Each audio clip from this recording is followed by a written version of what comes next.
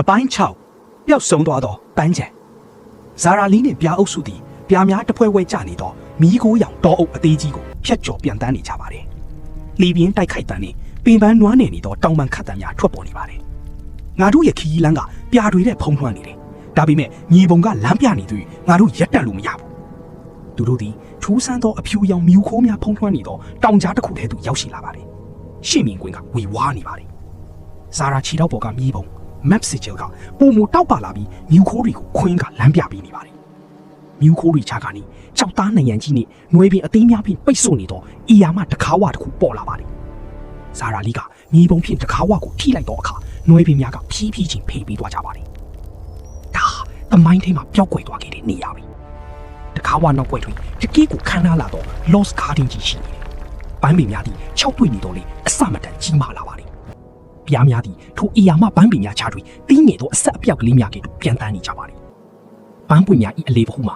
ရွှေရောင်အလင်းကြီး၏အကံများရှိနေစေတယ်။ဇာရာလီသည်အီယာမနှင်းစီပွင့်ကြီးတစ်ပွင့်၏ပွင့်ချက်ပေါ်နားလိုက်ပါသည်။ပန်းပွင့်ကသူမထက်အစားပေါင်းများစွာကြီးမာနေပါသည်။ပန်းပွင့်ထဲမှာတောက်ပနေသောဝုံမုံအချို့ကိုသူမ၏ခြေထောက်ကလေးများဖြင့်ထိကြည့်သွားနေပါသည်။ဒီပန်းတွေကတစ်ချိန်ကနေမင်းရဲ့စွမ်းအင်ကိုတိုးလောင်ထားခဲ့တဲ့အရင်းကြီးပွေပဲ။ဇာရာလီကပန်းဝတ်ဆန်ကိုထိလိုက်တော့အခါပန်းချံတစ်ခုလုံးရွှေရောင်အလင်းများဖြင့်ပြည့်နှက်ပြီးအတိတ်ကပုံရိပ်များပေါ်လာပါသည်။အတိတ်တွေကောင်းကင်ကြီးကပြားဝင်နေပြီးပန်းချံကြီးစိမ့်လန်းဆိုးပြနေပုံကိုဇာရာလီကမြင်လိုက်ပါသည်။ပုံရိပ်များတဲ့တွင်စန်ကိုဆိုဒီမှာစစ်ပွဲအတွက်မဟုတ်ပဲအင်းဆက်အားလုံးရှင်သန်ရန်နေမင်းကပေးအပ်ခဲ့သောလက်ဆောင်ဖြစ်ကြောင်းဇာရာလီသိရှိလာပါတယ်။နေမင်းရဲ့စွမ်းအင်ကအသက်ပေးဖို့ဖျက်ဆီးဖို့မဟုတ်ဘူး။အတိတ်ပုံရိပ်များပျောက်ကွယ်သွားပြီးနောက်ဇာရာလီပန်းပင်အောက်တွင်ထူးဆန်းသောတတ်တုပစ္စည်းအချို့ကိုတွေ့လိုက်ရပါတယ်။၎င်းတို့မှာငကြေကောင်တို့၏ကျင်းထောက်ဒရုန်းများနှင့်စွမ်းအင်စုပ်ယူသည့်စက်များဖြစ်နေပါတယ်။စက်ကြီးအရာများ၏တကြီးကြီးမိသားများထွက်နေပါတယ်။ပန်းချံ၏အလေးဘဟုအမြင့်ဆုံးနေရာတွင်ငကြေကောင်တို့တိဆောက်ထားသောအီယာမစက်ရံတရားမြောက်စင်ကြီးရှိနေပါတယ်။ထိုမြောက်စင်က